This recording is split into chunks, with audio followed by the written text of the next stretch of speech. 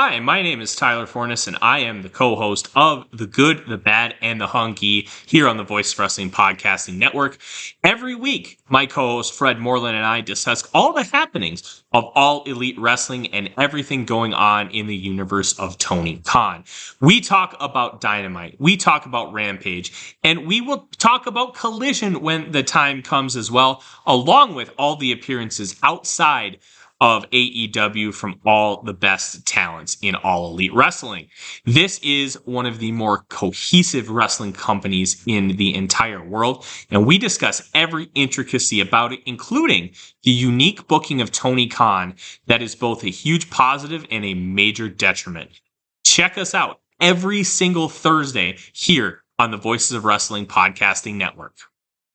This podcast is a member of the Voices of Wrestling Podcasting Network. Visit voicesofwrestling.com to hear the rest of our great podcasts, as well as show reviews, columns, opinions, and updates across the world of wrestling.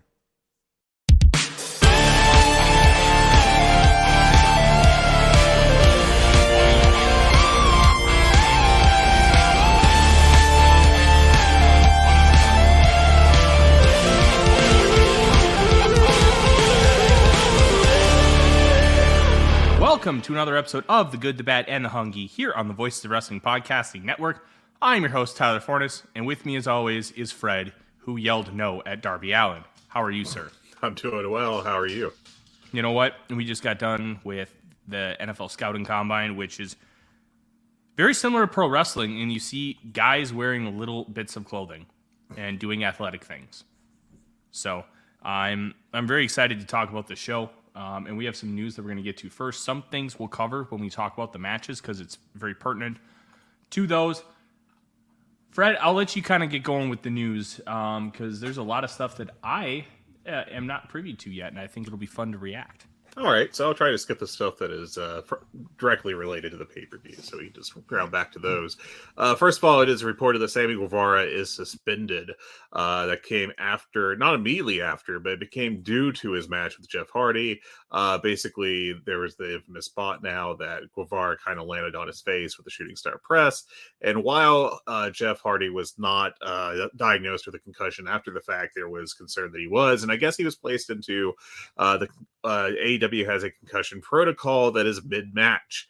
And they were unhappy that Sammy Guevara went ahead and did his finisher, the GTS, or GTH, sorry, to Jeff before getting the pinfall. I believe it was the GTH. I actually haven't sat down and watched that match yet. It is. Okay, cool. But I wasn't sure if that's was why they were so upset about it. Yeah, because it's a knee strike to the head. And so obviously that was not well received by AEW management, and Guevara is currently suspended. Now, he did work his match with Powerhouse Hobbs a week or two ago on, I believe it was Collision, but he is otherwise suspended. I don't know. I don't think anyone's really said for how long. Now, my problem with this is, why are we kind of putting this onus on the performers in the heat of the moment when really it should be on AEW's management and medical team to control the situation? If it's a concern with Jeff, you should have stopped the match. And I mean, Rampage is a taped show, and that's what the match took place on. You could have stopped the match, had a doctor check on Jeff, and if he's okay to continue, then continue the match, sure.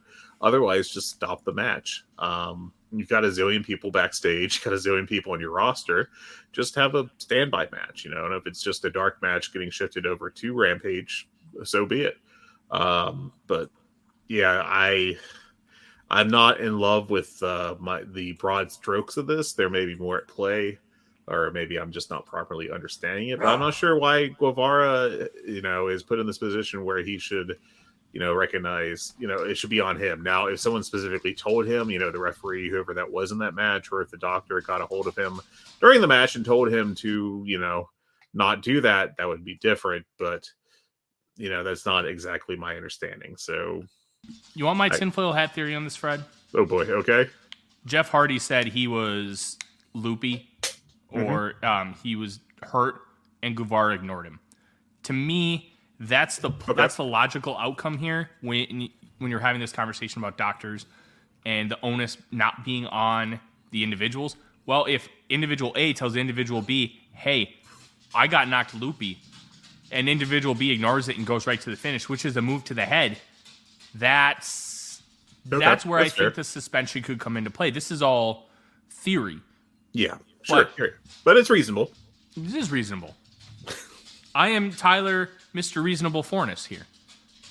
As the Hungee dog in the background goes wild with Scritchin. All right, let's see what else. Skipping a couple other things here. Tony Khan did say in the post-Revolution presser, it would not be fair at all to expect Kenny Omega back by the Winnipeg show on May 1st.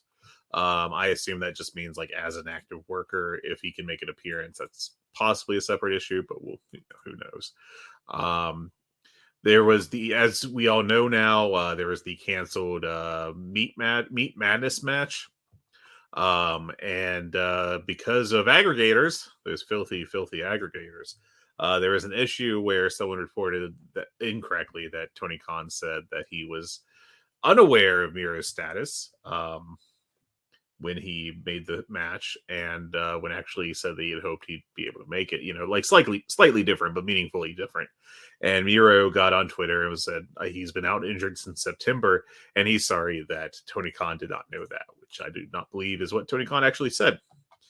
Vikingo, won't be seeing him for quite a while. I'm guessing several months. He had surgery on his right knee for a ruptured ligament and a torn meniscus. So that is going to be, I would not be shocked if it was half a year on the shelf.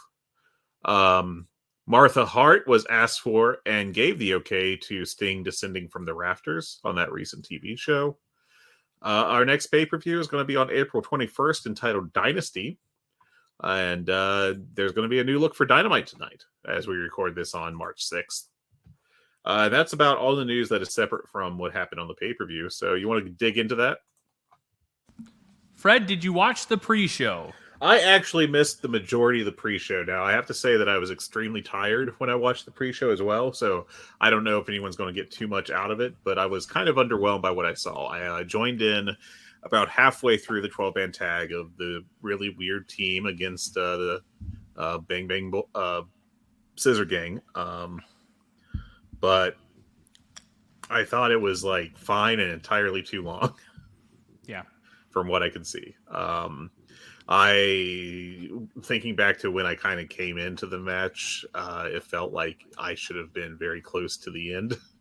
But I wasn't. And then it kept going. I did not watch any of the pre-show because I was doing all of my combine work. And I actually had to watch the first match and a half of the pay-per-view on mute because I was recording a show for my YouTube channel. But I did watch. That's what's important here. I did watch, but let me tell you, I did not hear anything of what happened with Garcia and Christian. Half-Life 2 over here with your combine. All right, so I can tell you that on the pre-show we did get a couple promos. Jay White did a very sarcastic promo where he talked about how he loves being in Greensboro, and it was a very insincere babyface promo. So I think we're going to get the Jay White turn pretty soon. Yay. Orange Cassidy did a segment backstage where he told the best friends to not be at ringside with him, and obviously cost himself the belt because of that. And then we got a little Pac video where he said he's back, so I'm looking forward to however much Pac we get until he goes back to England and hibernate some more. And then we got a tag match between Chris Statlander and Willow Nightingale against Julia Hart and Sky Blue. This was totally fine. Obviously the highlight was Willow Nightingale hitting the pounce, which always looks awesome, and Sky Blue did a fantastic sell of it. But other than that, this was just kind of there a little bit too long, and I was not enthusiastic about it. Rank these pounces, Fred. Okay. Monty Brown. All right. Willow Nightingale. Lance Archer. Archer does a good one, but I gotta be honest. Gotta give Monty Brown the credit. I'm going to put him first because he did do them very awesomely back in TNA and briefly WWE CW. And then I'm going to go Willow because she is bigger than most of the women's roster. And that allows for pretty awesome visuals of her just wrecking these other women that are, relatively normal sized as they go flying through the air. And then Lance Archer. I mean, his is good, but the other two are really good too. So I would probably do the same ranking. I think Monty Brown had an unfair advantage of being an NFL linebacker. That's why it was awesome. Yeah, a lot of his matches were against X Division wrestlers where in those squashes he could just send them 20 feet across the ring and felt like, oh. And we kind of get that with Will Nightingale half the time. I mean, it's not every time because sometimes it just doesn't happen. But I thought it was a really good one on the Spree show where she just murdered Sky Blue. But always a good time. Yeah, Willow got the Dr. Bomb on Sky Blue for the win, and it was totally fine. If there was one moment in history I could change, I think it would be Monty Brown winning the TNA title. Because then we might have gotten Monty Brown for like another 10, 15 years instead of like 3. I do wish that we got more Monty Brown. I've always been a little surprised that he hasn't even been talked into like GCW Joey Janela show appearance. He's 53. He could still do it, I reckon. Though I'm assuming a certain level of health. And I don't know. I hope he's doing well. I hope because he seemed really cool. And probably just hanging in the Serengeti. Survival of the fittest. That's a career I'm a little sad about, to be honest. Big time. Yeah. Then we got the actual pay-per-view. So ready to go through that? I am very ready to go through that. This is going to be probably the most fun we've had talking about a pay-per-view show. Got to ask you, where do you put this all time? Because I think that I think it's fair for this to be considered another like top tier historical pay-per-view because there was so many great matches on it. And I was listening to Rich Craич's review of Elimination Chamber Perth, where they did 4 matches in 4 hours or whatever it was, and we just give them credit. They did 5. They did. I guess with the pre-show. Mm-hmm. No, okay. I think there were 5 scheduled matches. Oh, I'm going to have to double check that because I believe you are incorrect, sir. Hold on. I'm doing the tippy tapping everyone loves to hear on a podcast. 4 matches on the actual pay-per-view. You had that's disgusting. The 2 elimination chambers, and then you had the tag match between Pete Dunne and Tyler Bates against Damian Priest and Finn Balor, which honestly sounds like it could have been pretty good. And then a main event. I will never get over this being a main event of the Year of Our Lord 2024. Nia Jax against Rhea Ripley. And then people trying to act like it was actually quite good. And I haven't watched it, so I can't really take a stance on it. But like, I'm willing to bet money it was not actually good. I think Rhea Ripley is from Australia. Yeah, she is. I believe Nia Jax was born in Australia. I thought I remember seeing that, and there's a chance I'm wrong, but I thought she was born in Australia and then moved shortly after her birth. So if that ends up being the case, look, it's not The Rock versus Roman Reigns, but you get 2 Australian-born wrestlers in the main event of this massive Australia show, regardless of what we think of what the match is. For a hometown crowd, I kind of understand it. But, I mean, this isn't Tony Storm versus Jamie Hayter headlining Wembley. Right. Like, I am going to push back on one thing you just said because Americans are bad at geography. I would like you to guess how long it takes to drive between Sydney, which is the birthplace of Nia Jax, and Perth, where the show occurred. 18 hours? That is 41 hours, sir. 41? Yes. Australia is really big. Perth is like the one city of any size on the western end of Australia. And that's nearly 4,000 kilometers by the highway over there. Okay, 4,000 kilometers is going to be around 2,400 miles. 2,400 miles shouldn't take 41 hours. Well, also the thing with Australia is it's like you can't go straight across, can you? You got to do a loop. Right? You can go basically across the southern part of it per Google Maps, but I'm going to guess that there is not a lot of lovely road in there, right? Yeah. Because again, like Australia is like the old thing about Pennsylvania, where you got the two things on the end and then Alabama in the middle. Australia just has basically like desert in the middle. I'm going to look up another Australia fun fact about. Okay, so Australia has basically 6 states, if I recall correctly. Maybe wrong there. Apologies. I am doing this on the fly. And Perth was in Western Australia, as I'm sure you would have learned from the 8,000 commercials. But there is the Northern Territory, which is one of the states. I guess technically a territory. I'm sure that some Australian's going to tell me that I'm an idiot for this. Would you like to guess the population of this state in Australia, the Northern Territory? No, I have no idea where to go. Its capital 500? city. Its capital city is Darwin. Its population, the entire state, is 250,000, basically. 250,000 for a whole ass state, which is pretty massive. Ain't talking Rhode Island over here. That's wild. Yeah. This has been Australia Facts. Australia Facts from Fred Moreland. The podcast. Da-da-da-da.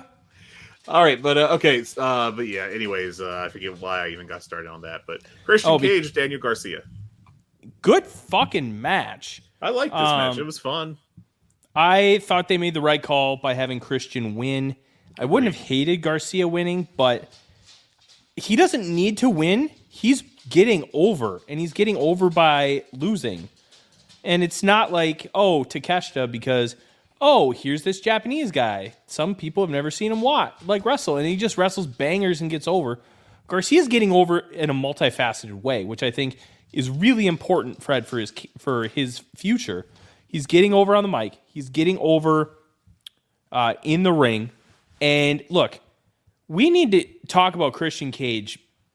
Christian Cage is 50-something. He does not need to be wrestling and working at a high level. He could just be working okay. Yeah. This dude puts in effort every fucking match.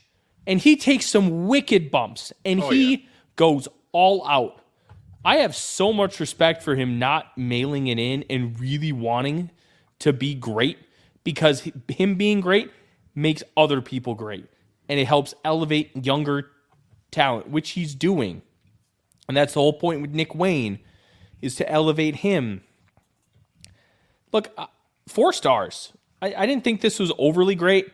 I heard some criticism why is this the opener? It's AEW. You could do the opener instead. I mean, you could do the hot, fast opener, but this was really good, and the crowd was hot for it. Yeah, and I think 3. Oh, go ahead. I'm sorry. I think that's what's important. It doesn't matter what opens the show. If the crowd's hot and the crowd is hot for that match, it's good enough.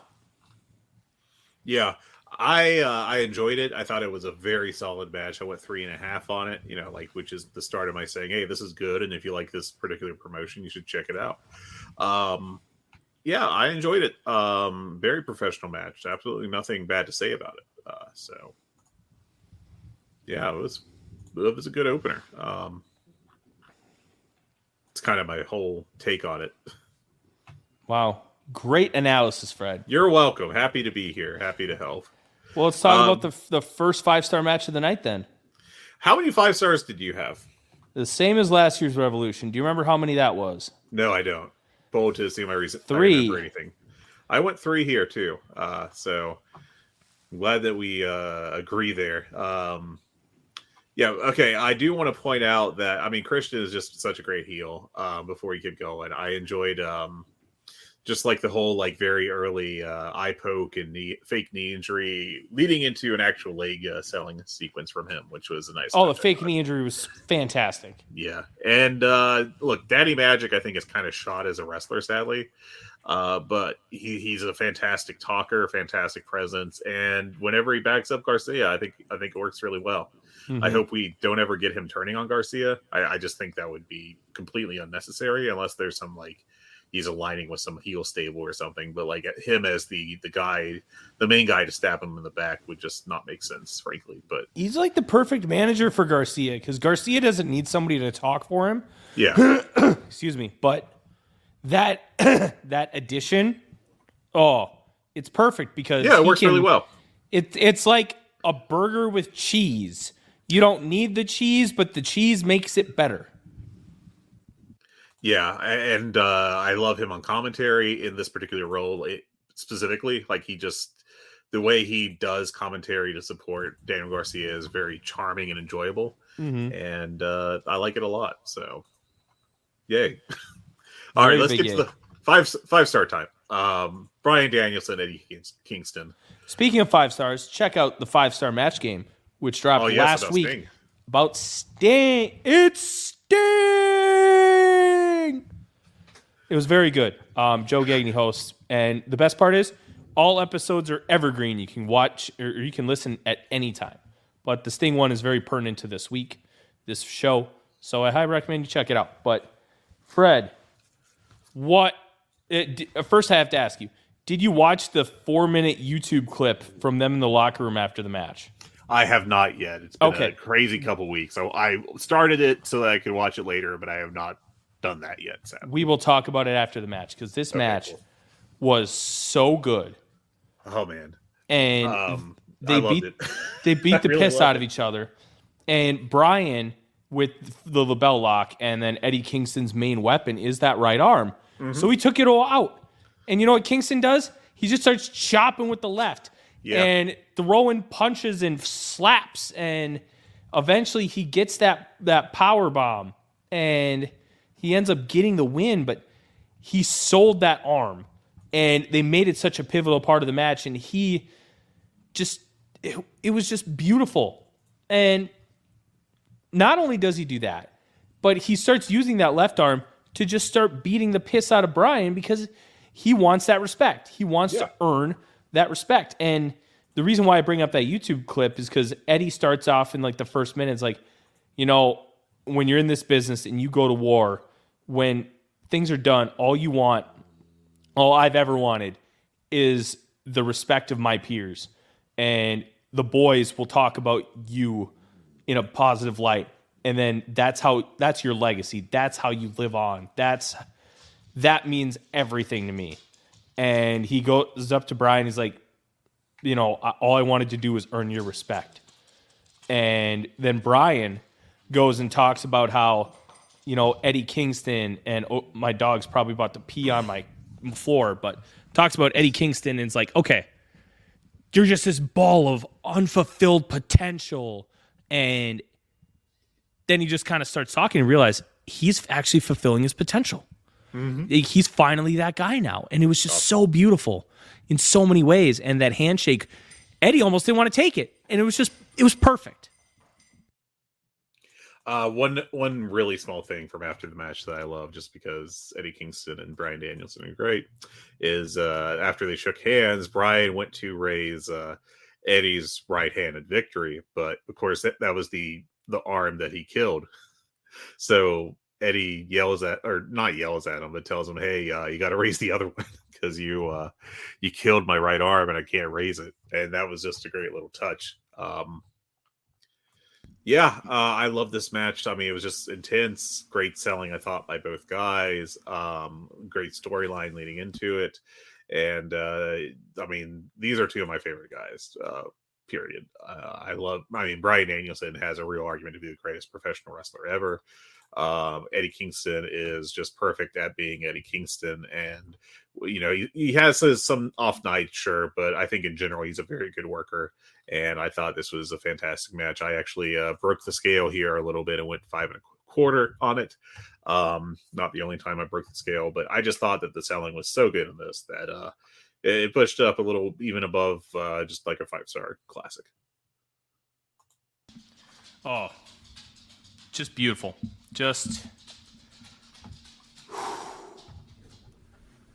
There aren't enough good words I can say about this match, and I'm going to kind of counter you on what you said earlier, that Danielson has a great argument, because I think another wrestler tonight or on this night, has a phenomenal argument to be considered the greatest wrestler of all time. And he's 31 years old. Yes, he is. God, he's so good. Anyways, well, we'll get there in a few. But first, we had the 8-man scramble match. The RIP to Beat Madness. The Madness was cured after dramatic medical intervention. But we did have this 8-man scramble match for a shot at the World Championship. Brian Cage, Chris Jericho, Dante Martin, Hook, Lance Archer, Magnus from CMLL, and Powerhouse Hobbs. But eventually, Wardlow got the win here. I actually forget who he pinned, but I think it may have been Dante Martin. I think it was Dante Martin. But this was just, it was not bad. I don't think I went like 3.25 on it. I think, but it was just kind of moves, a very GCW scramble-esque match, only with bigger names. Listen, I felt bad for Dante Martin, and because it was almost like he lost confidence, and then after that first miss, which I thought he recovered from pretty nicely within the context of the miss itself, because he missed, but then he like on jumping on the rope, the springboard. Yeah, but he like landed on the ground and then leapt forward and did like a double clothesline. So it looked bad, but it could have been way worse. Guys weren't selling. Yeah, guys weren't selling it dumb stuff, and then he just kept missing. It was like he just lost confidence. But I almost like that he kind of screwed up like this, because now scrambles aren't a normal thing in AEW. I think this is going to be a great coaching point, and especially that sequence where I think it was Magnus, Dante, and Hook all in the ring. They basically just stopped working and were like, "Oh, what do we do?" I think this is going to be great for the guys in the back to be able to, hey, this is what happened, this is why it happened, and this is why it can't happen again, and this is how you fix it. I think it's going to be a great coaching point. I think Dante Martin, being that he's disgustingly young, I think he's 22 or 23 years old, he's going to learn a lot from this experience, and he's going to be a better pro wrestler because of it. And it ended up fine. Like, the big spots were awesome. That you still got a little bit of that meat madness with the 4 big guys exchanging chops and stuff. I think overall it's fine. And yeah, I don't know. This match just kind of existed. I gave it a gentleman's 3. That's fair. Because it's not a good match, but everybody tried. It just didn't work. Yeah. I will say that one person that I actually thought came out with this looking worse than Dante, who did blow a spot or two, but I didn't think it didn't seem egregious to me in real time. I thought Hook looked pretty bad on offense a couple times here. I think he really needs some more experience, and I think it kind of showed here. I'm not going to say I'm booing him like Maxine Dupree, like that whole deal. But there were some times where I was like, the strikes aren't looking so great today, Hook. So, yeah. At the end of the day, if you want to boo, boo. Absolutely boo. Why? It's this simple, Fred. You paid a ticket. Yeah, at some point, that was a very silly thing. The whole online discussion about that. That's a whole separate discussion I'm not going to get into right now, but because I have a lot of thoughts on it from doing some women's basketball writing in the past, and from about how we kind of approach women's wrestling with some online discourse, and I feel like it's kind of flawed and unfortunate sometimes. But anyways, I'm going to go ahead and move on to our next match, Orange Cassidy and Roderick Strong. I thought this was pretty damn good, and I thought it was a hell of a performance of Orange Cassidy selling for Roderick Strong, who looked like a killer with all these backbreakers he was doing, and just basically killing Orange Cassidy for like 15 minutes. And it was fun. I liked it a lot. I went 4.25 on it. Roderick Strong just needs to wrestle, and he needs to wrestle every week. Roderick Strong should be wrestling anybody on any show every single week because he has this baseline of this guy is a very good football player. And I just use football because that is my world. But he's just a very good professional wrestler. I hate that they took away End of Heartache for this stupid Undisputed Kingdom music, which kind of sucks. Yeah, it's not a great thing. And I would just have Roddy do 4-star bangers every single week. Remember that little run before Kyle O'Reilly came into the company where Bobby Fish would just have like a banger? Yeah. Like a 3 3/4 4-star match for like a month straight? Just do that with Roderick Strong. I'm not even asking for a lot. Just do that. Yeah, the thing with, Bobby Fish, looking back, he had some good outings in AEW before he left, and I think between kind of going into business for himself against CM Punk, and while, CM Punk is a dweeb, that's not a particularly smart thing to do either. I think that, it's unfortunate that he's kind of been turned into this joke with the bad promo in Impact, TNA, and the Punk incident.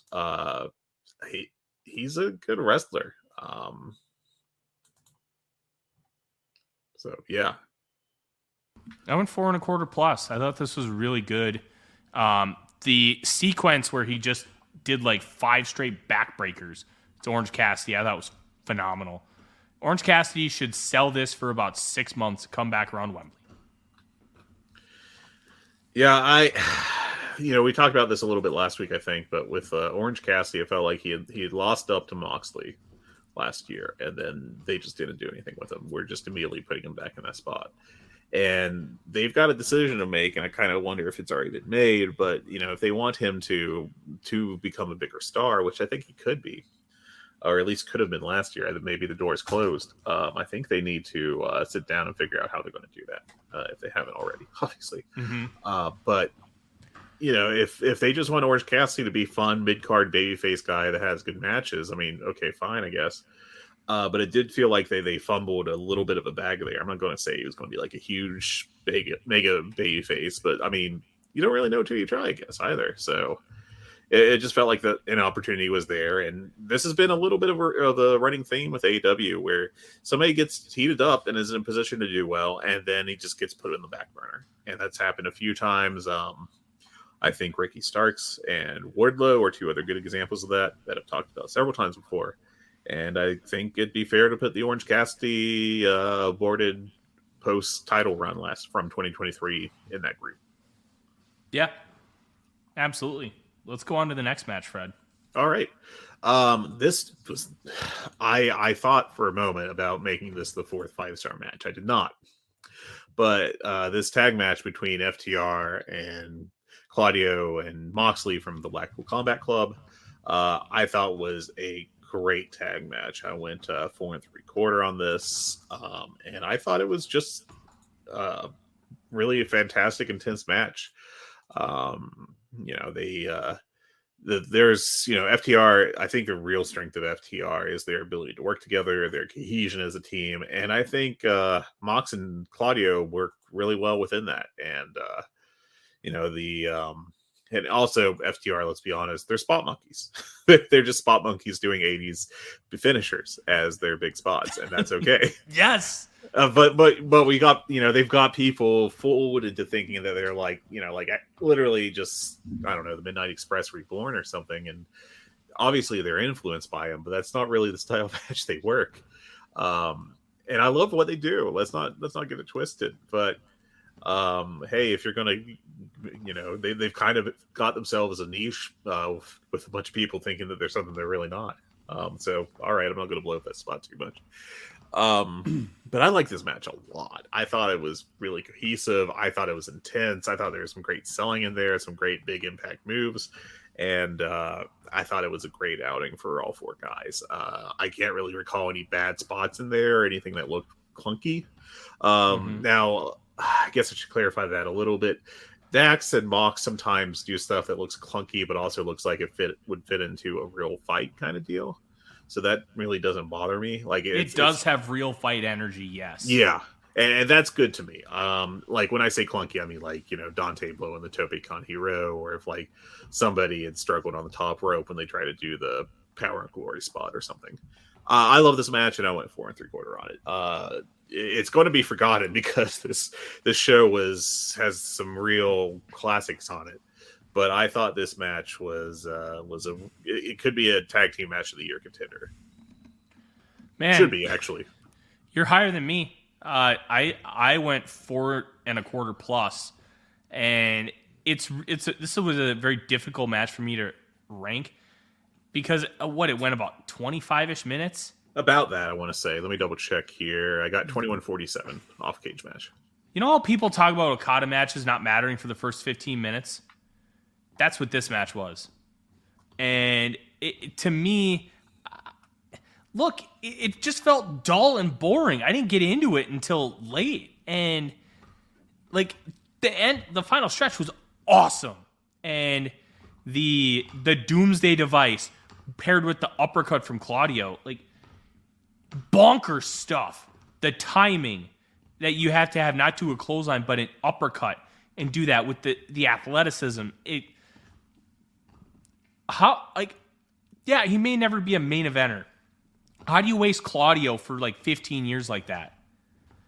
The dude should have been having these kind of bangers for like 15 years. Just let him go out and wrestle and do this. Yeah. WWE in the 2010s fumbled so many guys. And like you said, I'm not sure that Claudio would have been like a mega star main eventer, right? But like, God, he's so good. And they just kind of were like, well, what if we put you with Dutch Mantel in a racist angle?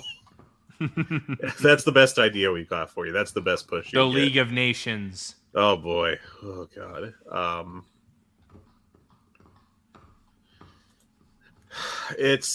Claudio is awesome, and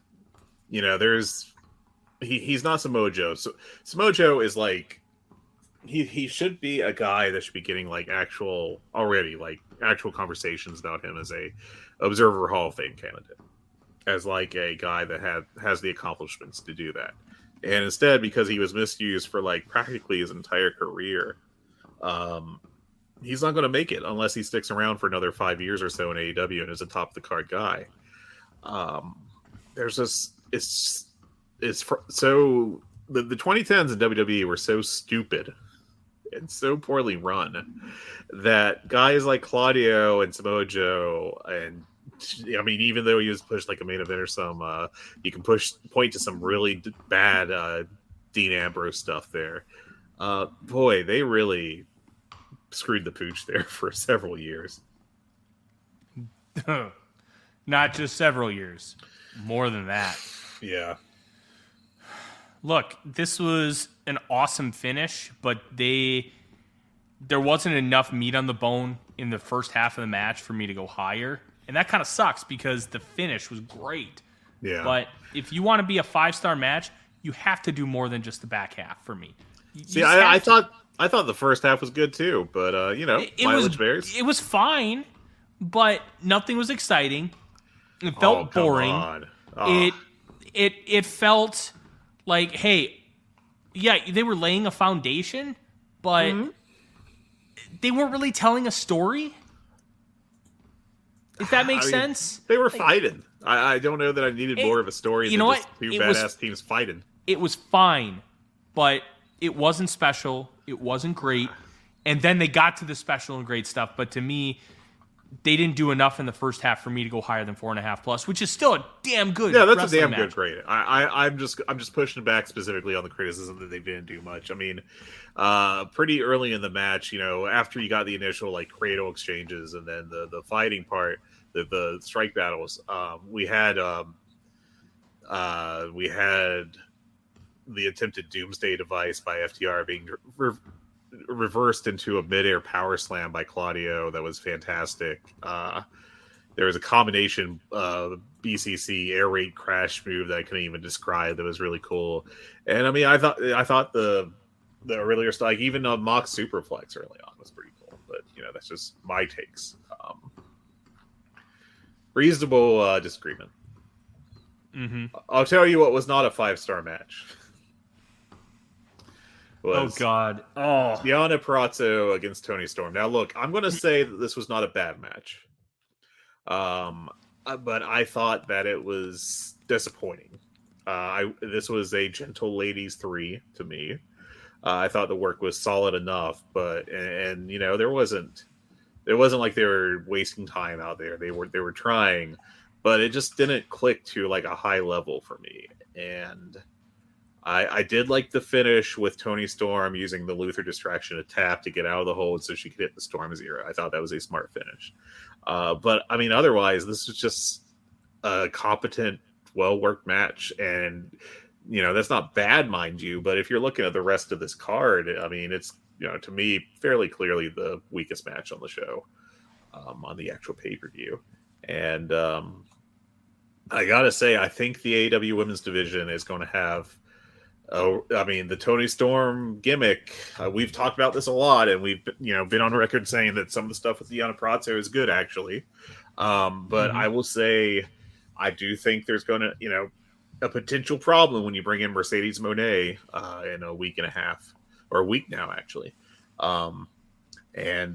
She's your big money signing, and one assumes you will put her right at the top of the division and instantly in a title feud. And on the other side of that is going to be Toni Storm. And there's a real question, I think, about just how much of her gimmick she's going to be playing up and how they're going to approach that. I think that's a point of concern, to be honest. Yeah. I think the biggest issue with this women's division right now is there's a lack of direction. And the direction that they currently have with this Timeless Tony thing, it hits with the fans that you don't want. You want to appease the hardcore of your fan base. And if you pick up others, great. But you don't want to go appease those who don't love the heart of your product. You want to appease those who love your product. And I think AEW is finally starting to realize that. And I gave this a gentlewoman's 3 because I thought the effort was good. They didn't botch a bunch of stuff. It just wasn't good. But yeah, I can't. It wasn't bad, but it wasn't. Technically, it was sound. I couldn't criticize the effort. Yeah. I just didn't like it. So that's where the gentleman's or gentlewoman's 3 comes in. Yeah. To me, the direction of this women's division needs to be getting that belt off of Toni Storm now and speeding up the Mariah May stuff.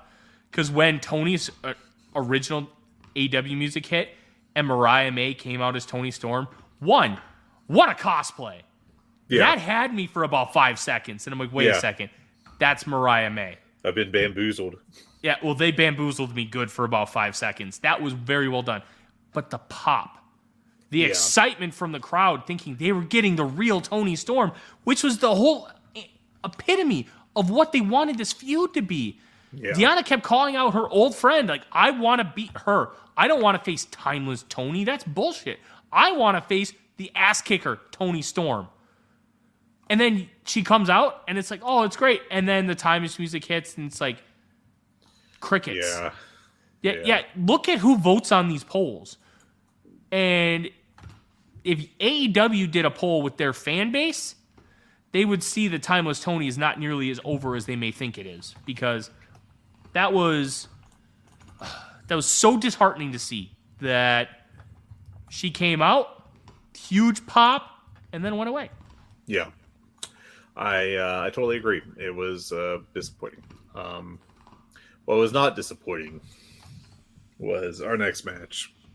And we had ourselves... one thing we didn't talk about, I just realized that I should mention real quick, is after Roderick Strong won the international title, I'm going to go back real quick. Kyle O'Reilly snuck into the ring, faked an attack, and then hugged Roderick Strong.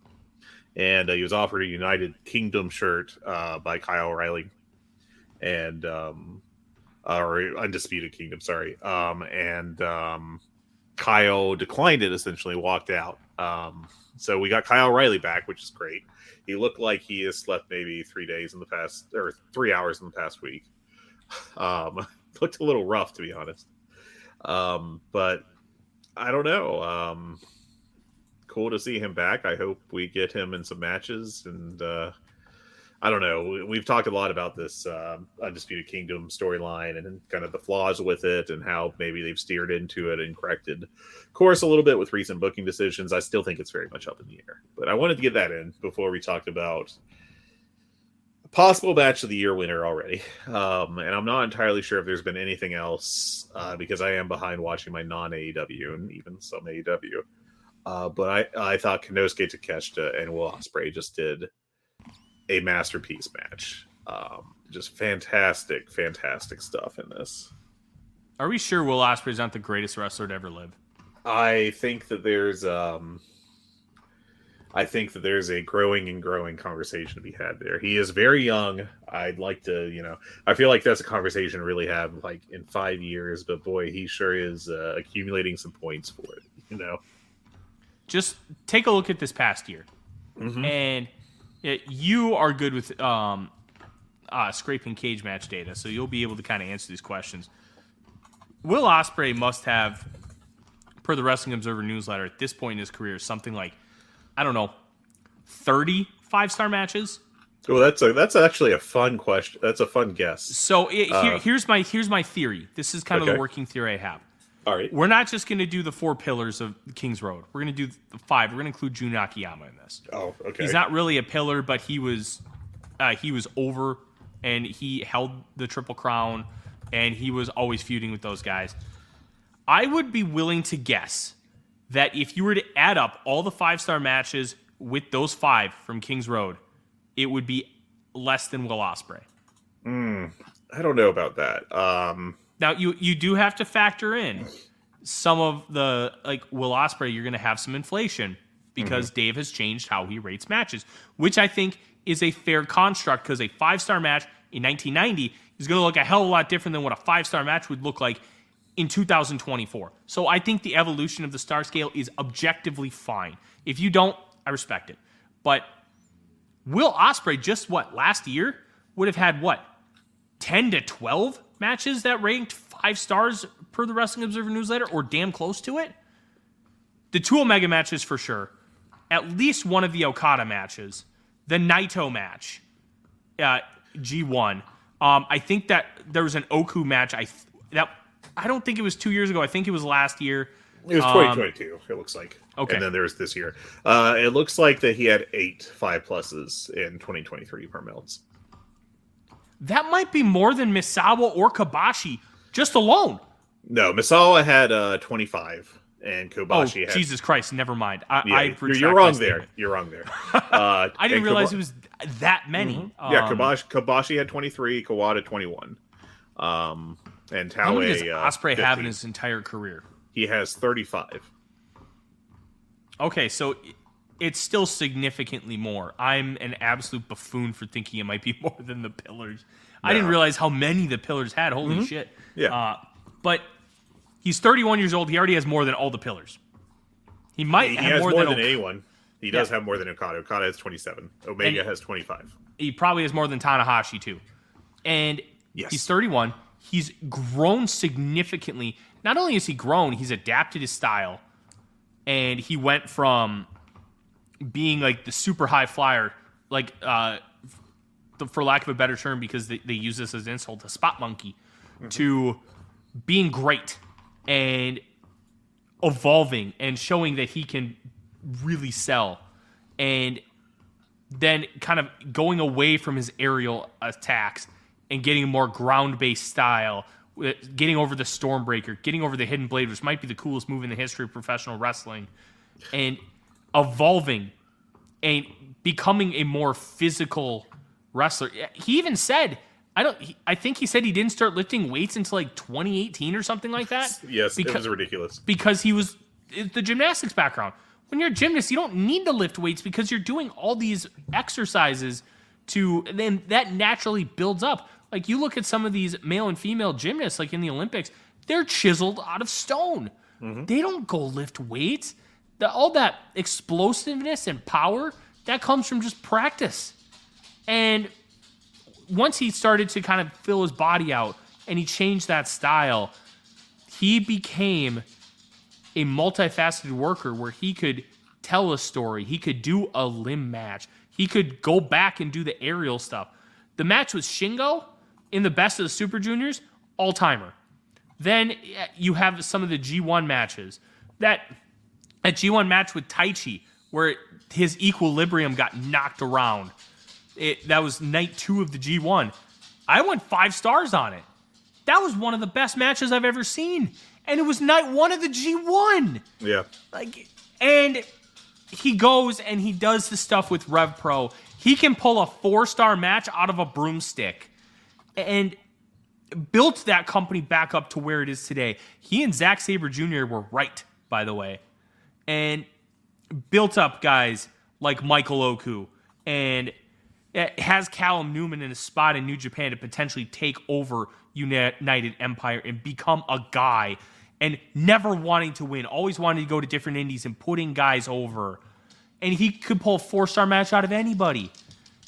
He could go to France. He could go to North Korea and pull out a 4-star match. This is who he is. Mm-hmm. He's so incredible. He does not have to do this anymore. He got the big payday. What does he do? He gets mat burn from a top rope brain buster, and just the bunker stuff that this guy is willing to do. And how good he is at it. How consistent he is. And his mic skills have improved. Yeah, he comes off kind of like an annoying doofus once in a while. Who hasn't come off like an annoying doofus in their entire life? Will Ospreay, for my money, is going to go down as the greatest professional wrestler to ever live. The data is going to say it. The consistency is going to say it. The versatility in the matches that he works is going to say it. And I think he has an argument right now at the age of 31 that he's already the best to ever do it. And that may sound sacrilege, but you just watch him. We are living in a simulation almost with how good he is, how consistent he is, and it doesn't matter the opponent. He works to them, gets them over, and still pulls out a 4.5-star match consistently. We are watching something truly special. And this match with Takeshita, and that takes nothing away from him. What a performance from Takeshita. One of the best workers in the world. And the way he took that Tiger Driver and was almost punching air opposite of where Will Ospreay was because he got knocked loopy, and then Ospreay hits that hidden blade. Just phenomenal stuff. At the end of the day, I am staking my claim that Will Ospreay is the greatest professional wrestler to ever live. And I'm going to leave it at that. Well, there you go. I'm going to wait a little bit longer just because there's a lot of great wrestlers to think about. But, there absolutely is. Who exudes that kind of feeling and consistency like Will Ospreay? There's only one name I can think of. Ric Flair. I mean, you could argue Kobashi or Okada or Misawa, or even Akira Hokuto. So here's my argument against all those. Will Ospreay does it multiple times a month across different promotions. The only one who can really say that they've done it like that multiple times a month with consistency, and you know what? It may not be Flair to any of those other wrestlers. It's Ric Flair. Having to go from town to town and do 60-minute matches consistently. The one argument you can make against Flair is he always does a very stylistic template. And you know what? It works, and it's great, and he's awesome at it. But Ospreay can do multiple templates, and he can do them at an extremely high level. And I may be out of my absolute mind calling him the greatest wrestler to ever live. And you know what? My wrestling history, as you can tell by how stupid I was talking about the Pillars 5-star matches, not realizing it was that many. It's so incredible to see him do this. No matter what the situation, no matter the opponent, no matter the building, the effort, the consistency, and the charisma. Everything is just so fucking good. I don't think you can say that about many other guys. Yeah, like Okada. It's almost unfair to him to compare to Ospreay because Okada's been phenomenal. But he has what? 1 to 2 matches that matter a month? And then the rest of them, it's just, hey, you're just going to fuck around in undercard tags, which that's fine, but that's his schedule. That's not his fault. And I think Ospreay doing what he's done over the past couple of years has elevated him to such a level where I'm willing to put him above a guy like Okada because that consistency is just bonkers. And he just had a 5-star match a week and a half ago against Michael Oku. And then he had another one the previous week against the War Dogs. This guy takes a shit and has more 5-star matches than any other professional wrestler in history. I'm off my soapbox now. I feel better. This was incredible. Yeah. This was a great match. And, Takeshita is, we spent so much time talking about how great Ospreay is. Really, you did. But Takeshita is also an amazing performer. And he was great in this match. And, makes you wonder, with a guy as young as Takeshita is, because he is 28, and still kind of coming out on his own. Obviously, Ospreay is well ahead of him. Let's not fool ourselves. But Takeshita, if he's going to be given the green light to really show off in AEW, he could really, get himself going great. I think he's already a fantastic performer as is, but I think there could potentially be even more there. I don't know where this Callis family thing is going, but I think Ospreay and Fletcher are going to leave. And I don't know if they're going to do some kind of United Empire offshoot or if they're going to stay United Empire or what that's going to look like. But I thought it was notable 2 things. One, they were talking about United Empire in commentary and then they just kind of stopped. And 2, they kept flashing the United Empire, the hand gimmick. So I don't know what that means. I don't know what's going to happen with the future of these 3, this group. But I think Ospreay and Fletcher are probably gone. They could form United Empire Gold and spend kind of a year not really doing anything, have Ospreay be in the world title picture for a couple months, and then form a really awkward association with the Acclaimed. And I'm going to drive to Kentucky and punch you. And they could be the bruv Scissor Gang. Oh, God, I hate you. Don't do this. No. I will not let you do this to me, Fred. I got threatened before I even got to the punchline. Damn. But I love this match so much. I went 5.5 on it. I thought this was a clear, all-time level match. Just one of the best ever, period. These guys just worked so well together, and I would love to see another match between them. Me too. All the credit in the world to Takeshita too. They both of these guys deserve. This was not a carry credit. job at all. This was phenomenal in every sense, and the sequence where they kept throwing each other and they did the 1 count kickouts and the fighting spirit. People hate that, but if you place it in the right spot in a match, it rocks because it's just a stubborn element. No, you throw me with the German? No, I'm going to get up and I'm going to lariat you to hell. And then they both are just okay, yeah, we need to rest because we're both hurt. That kind of stuff just gets me if you do it right, and they did. Yeah, I loved it. Match that was not an all-time classic was for the world title between Samoa Joe, Hangman Page, and Swerve Strickland. I thought this wasn't bad. Let's be clear. I thought this was a nice little match. It was 3.5 stars. I just thought, I was hoping for more from these guys, and I think they really hit on the story points they needed to. But typically when you do a match like that, you get the story beats and then you shift into a hot finish in AEW, and I feel like they just didn't shift into the hot finish. It was just kind of just there, it was we're done telling our story and we're going home. Bye. So yeah, I gave this 3.5. I thought the story was fantastic. I thought they laid it out well. I just didn't think the match got to a certain level that you expect from a title match. But I also think that if you're going to have this kind of story title match where it's not going to be a super high work rate, I think this was the show to do it on. Oh, yeah. And overall, like, I like that they're trying to really like get this like Hangman and Swerve built up. And apparently, I don't know if it was reported or who reported it, but somebody mentioned to me that Hangman might be taking some time off. I don't know if that's 100% true or confirmed, but I thought I would at least kind of mention it. It also might be bullshit. I don't know. But if he is, this was kind of, it would also make some sense to kind of distance him and Swerve away from the world title for a little bit. They screwed up the finish, and let me explain what I mean. I thought the finish was awesome. I thought Hangman tapping before Swerve could get there was great. They had it on the right camera. That camera wasn't wide enough.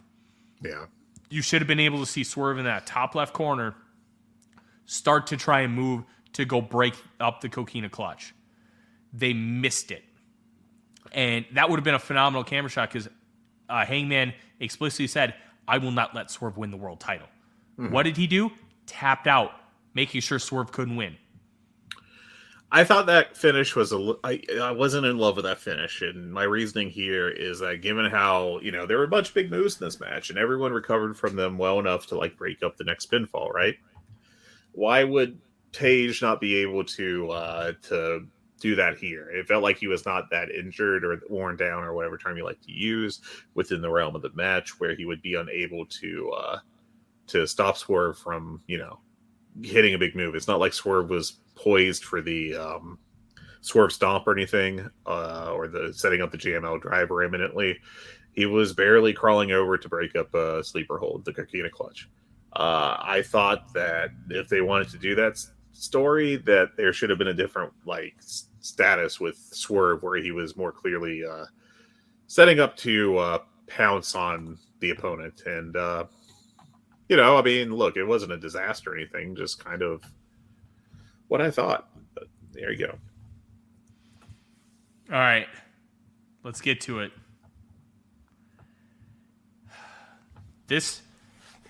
I'm not going to lie, I think this is my match of the year. That's fair. Sting and Darby Allin defeat the Young Bucks. And you had it in your notes that Sting wanted to lose, and the Bucks and Tony Khan said no. Mm-hmm. I think they made the right call. The Bucks don't lose anything by losing this match. They lose absolutely nothing. In fact, I thought they gained a lot by just being the biggest douchebags in the world. I thought it was great. Yeah. Yeah. Let's start from the beginning and let's kind of go through it. So the Young Bucks come out with their entrance. They've got new gear, which is kind of like they're wearing like almost like old school 1970s boxing robes. Yeah. And then it's like two pieces of a three-piece suit. They don't have the jacket, but they got the vest and the pants. And then Darby comes out, he kisses the ramp, and he pounds it a couple times, and then you get this beautiful video package of Sting watching like highlights of his career, going from the early days of like Jim Crockett to New Japan. But they don't have a lot of WCW footage. They don't have any of the WWE footage. They don't even have TNA footage, and jumps right to AEW, which to me was bullshit. I was baffled that they couldn't get anything from TNA. WWE I expected because they're jerks, and their whole philosophy is anti-competition. I get it, Maybe Sting didn't want any TNA footage. Maybe they didn't want to use any TNA footage. That's so many years of his career, and I'm not disagreeing. I'm just saying we don't know. Yeah. And we also don't know that Tony even reached out to anybody. This is a hypothetical. So he might have reached out to both companies. Both companies said no. He might not have reached out to either of them. We just don't know. But it does suck that they didn't have anything really from his peak WCW run, even his short little WWE run, and his long TNA run. You could have at least we want 3 10-second clips. Here are the clips. Can we use them? And we'll say courtesy of WWE. It does you no harm to let them use it. But I thought the video package was cool. It was just him sitting alone in like an old school theater. and then his AEW music hits, and his sons, who Yes, are his large adult sons. that they're athletes. So One of them they played had at UK as a football player. the one who was Wolfpack Sting. Yeah. And then they had Surfer Sting in the red, white, and blue. And then, of course, Seek and Destroy comes on. And the crowd just goes bonkers. And then Darby comes up to him, and they kind of embrace halfway up the ramp. And then Darby runs in the ring and then just throws his body through the ropes at the Bucks. And then we're off to the races. Yeah. Oh, they set up... Like, they lean a pane of glass up against the ring, and Sting breaks it with his bat. They get multiple tables out, and Surfer Sting and Darby set up 6 chairs and put the pane of glass over it. And, of course, they get a ladder out, and Darby jumps off of it through the glass. Buddy. Oh, my gosh. He did say, I'm going to die during Sting's last match, and I knew he would try, but... Holy shit, he almost did. Mm-hmm. That was the coolest scary spot I think I've ever seen. And it looked like he had been through a car wreck and a piece of door gashed his back. Just gnarly. There was blood everywhere. And he was out for what, probably about 15 minutes? Quite a bit. Just laying in glass. God, I think... My personal theory is I think that I don't know if that was real glass. It might have been sugar glass. Don't quote me on it. Are you joking right now? You did see the way his back was instantly covered in blood, right? Yeah. It didn't seem like traditional real glass, though. That's why I kind of like... Okay. Do you know what I mean? Like, it probably wasn't sugar glass, and I'm wrong in saying that, but it felt like different glass. I'm not a glass expert, but neither I am know I. that I am a blood should not be on the outside expert. And I'm here to scientifically say there is blood on Darby Allin where there should not have been. Yeah.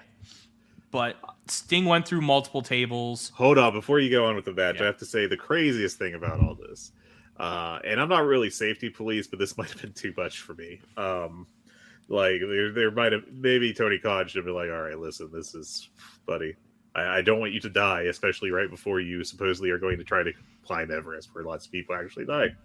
But Brian Alvarez reported that Darby Allin, the human pincushion, whose back was just thrashed to hell and just oozing blood everywhere, only needed 12 stitches for that injury. Yeah, but how many staples?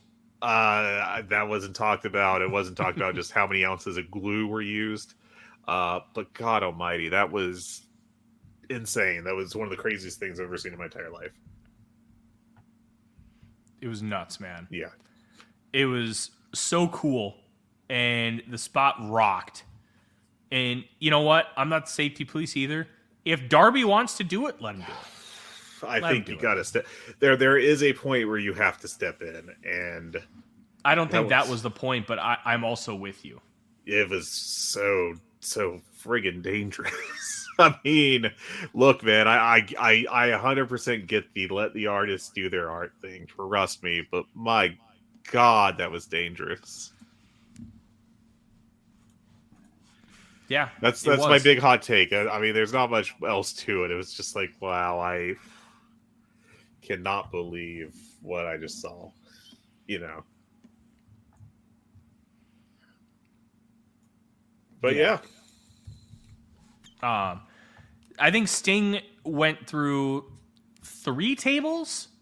He got something like that. Body slammed, I think, into thumbtacks. And he just kept kicking out. He took the EVP trigger twice. Mm-hmm. He got multiple super kicks. Kicked out a 1 on the second one, if I recall correctly. Yeah. He just kept powering through. Mm-hmm. And he did the power-up spot. Darby comes in and does one sick-ass looking coffin drop. And then Sting gets, I think it was Matt, to tap to the Scorpion Deathlock in the center of the ring in Greensboro, the Coliseum, to finish off one hell of an about a 40-year career for the legend that they call Sting. 5 stars. Yeah, I went 5 on this. It was insane. I will say that I thought this was at worst. This is in the conversation for best retirement match ever. At worst. The only other thing that I can really think of that hits it is Shawn Michaels Ric Flair. Ric Flair's retirement match. I think it's clearly better than Michaels Taker 2, which I think was the Michaels retirement match. Both Michaels and Flair came back and wrestled. Michaels, I think, once or twice, and Flair a whole lot for TNA. Rapidly diminishing returns. But I thought that the way they handled this, the way they made it feel like a big event, the respect they showed to Sting, I think that was all like just among the best I've ever seen in pro wrestling. And I think AEW's one of its biggest strengths is the respect and reverence with which Tony treats the performers. You can argue that he lets them do too much. You can argue that he gives them too much rope, motions at the entirety of CM Punk's run, specifically the bad stuff. But the thing you can't say about him is that it is very un-WWE-like. He does not just chew up the performers and treat them like assets. That, you know, and there was a little like, oh my God, I can't believe Darby's disrespect when he talked about how, you know, shitty it was that Kurt Angle went back to WWE and his retirement match was like a 6-minute nothing thing with Baron Corbin, a guy he didn't want to work with. And he was like, we're going to treat Sting with the respect he deserves. And they're right. I mean, the Darby was 100% right. You know, I don't know if I'd go so far as to call, you know, Kurt Angle I think he called him like a coward or something like that. You know, that may have been a little too harsh, frankly, but I think that there's something to the fact that WWE treats its retiring performers, its legends, as either tools to get younger guys over, which I understand, that's traditional, sure, or else just, you know, sources of cheap nostalgia pops, and doesn't treat them like, I don't know, there's a way Tony Khan treats people like Sting and even Ric Flair when he's around and stuff, like when Ric Flair literally can't do anything. You know, he can talk a little bit, but he's obviously not like prime Ric Flair on the mic. And it's just very different, and it's obviously like really really special the way they approach things, and I think it's great. I'll never forget CM Punk when he came back to professional wrestling and he joined AEW. Mm-hmm. The reason why he joined AEW is because of how they handled the death of Brody Lee. Yeah. Nothing came out. Nothing was announced. Even in the Voice of Wrestling Slack, we were all shocked because nobody had heard anything. And all of a sudden, it was the day after Christmas, and he's dead. Yeah. And the way they kept that private and how they handled everything with his, like, the tribute show, awesome. And that's how you handle things and how you respect professional wrestling. This is obviously completely different, but it's still the same than the death of Brody Lee. When you want to pay homage, you pay homage and you do it right. And if Sting would have lost, I wouldn't have cared. But I think they did the right thing by having Sting win. Then they vacate the titles, and now you get to have a cool tag team title tournament, and that can elevate multiple teams. And then now you have a built-in title match for the pay-per-view Dynasty, which was announced earlier on in the night. I think it was after the Will Ospreay Takeshita match, April 21st in St. Louis, Missouri, which is also going to suck for me because that's like my busiest week of the year. The NFL draft starts on the 25th, but looking at all those different factors, AEW is not a flawless promotion. It is not flawless in how they treat talent. But when it comes to the big stuff, I don't think anybody treats their talent better from an outward perspective looking in. We don't have all the details, but from what I can gather by looking from the outside, who does it better than AEW? I don't think anybody does. And that's huge when it comes to trying to recruit talent. Money talks, but so does happiness. And so does knowing that you're going to be taken care of. Yeah. And I thought Yeah, this is perfect. I don't know what else to say, really. I know that's kind of like really bland and just an oversimplification, I guess, for lack of a better term. But I mean, it was great. It was really, I think the whole thing was supremely admirable and well done. And I just thought it was, great. That's all I got. Yeah. Fred, anything else? Not really. I think that anything else we would talk about can be saved for for next time. But yeah, tonight on Dynamite, you're going to get Will Ospreay versus Kyle Fletcher. Mm-hmm. You're going to get a announcement from the Young Bucks, which I'm going to go out on a limb. I bet the announcement is Kazuchika Okada because it's the Young Bucks.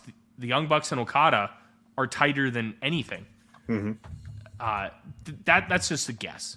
And you're going to get the debut of the new logo and the new stage, which has got the tunnels again, baby. Yep, tunneling time. I love the tunnels. It's fantastic. But that'll do it here.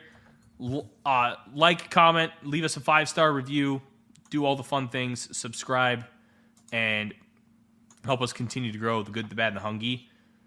Until next time, I'm Tyler. He's Fred. Will Ospreay is the greatest of all time.